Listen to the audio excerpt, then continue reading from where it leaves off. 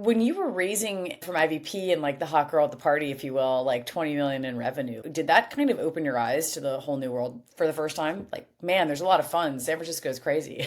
Uh, yes, it certainly did. I probably shouldn't mention this, but we used to refer to, obviously all the VCs are like on Sand Hill Road out there. We used to call it Sand Trap Road, and felt like we actually just needed to escape and get back to building the business and the company. And we were trying actually not to get distracted by all of the stuff Was it going on. clear to you what you were optimizing for? Like at that time with a partner, did you guys feel like you had what you needed? It was just capital and it was opportunistic?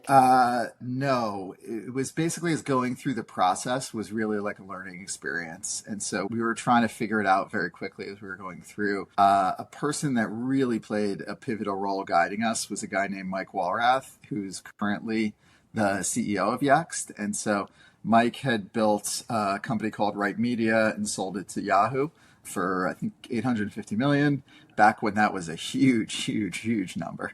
And Mike was really someone Howard knew like a little bit. I knew a little bit. And we were fortunate enough that he was interested in what we were doing and he's helped coach us through a lot of the process. And then he is a fund called WGI Group, which also participated. They'd mostly done early stage stuff and then participated in the Series C.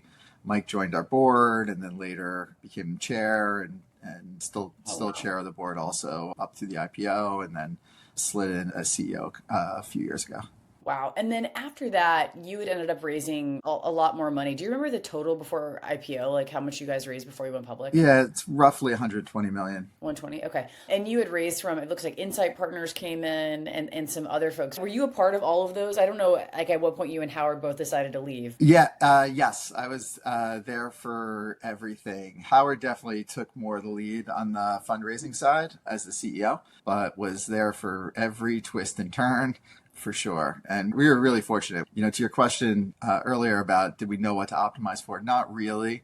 But IVP, I mean, we got a little bit lucky. We had Dennis Phelps was the partner that joined the board, and then Jules Maltz. He was a little more junior. He joined as a board observer at the time, and then took Dennis's seat a little bit later on. And Jules was phenomenal. He was someone that through that process we felt was going to be like really, really helpful just with how to think about a lot of the different things from the financial side and was clearly seeing a lot and was really helpful as we were like thinking through different executive hires and stuff like that. He helped us really shape the process through there.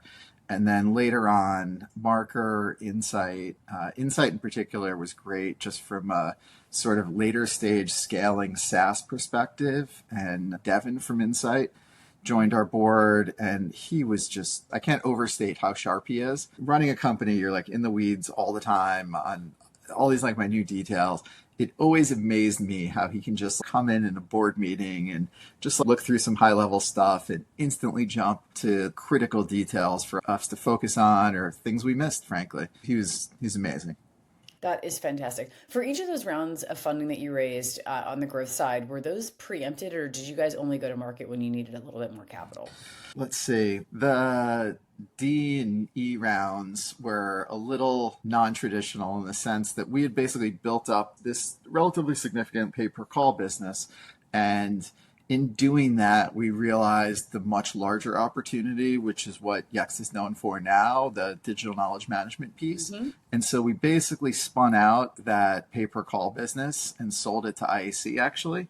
We put it in a subsidiary that was named Felix and sold that to IAC and used those proceeds to help fund Yext growth. But we had this pivotal point where we were taking whatever it was, $35 million business and telling all our investors, hey, this is great, but the real opportunity is this thing over here that's like a few $1,000,000.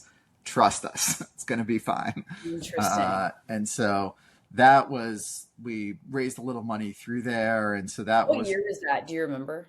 This was 2011, 2012, like around that timeline. I read an article, and I think they were interviewing Howard, but he said that there were a few, I don't know if it's right to call them pivots, but a few kind of like dead ends that you guys went down. So it wasn't straight up and to the right, but it seems like you had a great partner in Sutter Hill where there was just always capital for you guys to figure it out. Yes. Andy is still on Yext board. You couldn't ask for a better partner from an investment perspective. He was always supportive. And Howard said this before, we definitely had some existential decisions to make. And he was always supportive. And frankly, so were all the board members. People, different levels of concern, but ultimately everyone was supported and it worked out. That's amazing. So you have obviously been around the tech ecosystem, arguably helped start it in New York. And now looking at rounds, talking to founders, I'm sure you do all the time about thinking about starting their companies. One, what is your feedback to founders often about fundraising? And two, you took a whole entire large company public raising only 120 million. I feel like the average amount of capital companies raise before they go public is over 500. So I don't know if you have a take on that, but it's just a different world. It's certainly a different world. It's funny. I also think you can't look historically at a lot of those numbers. Like the stuff that's happened over, let's say, the past 10 years, my guess is it does not project forward very well. I think companies can actually get back to the way it used to be where they're pretty capital efficient. And so I'm really curious how this plays out. I think it's a healthy thing for companies to try to be capital efficient. As you think about company building, the more capital you have, the more shortcuts you're taking in a whole bunch of different ways. And it can certainly work out, but on balance, I don't think it's a healthy thing from a company building perspective to have more capital than you need. The advice I give founders, frankly, is to try to think through your capital needs, planning for as few rounds as possible. And that's what's going to minimize dilution more than anything. Did you always know that you would want to take the business public, or that was the grand plan? I literally, since I was in high school, wanted to build a technology company in New York and take it public. I don't know why. It's like a weird thing for a 16-year-old to talk about, but always admired IBM and Bloomberg. Bloomberg, I thought it was a technology company, not a media company.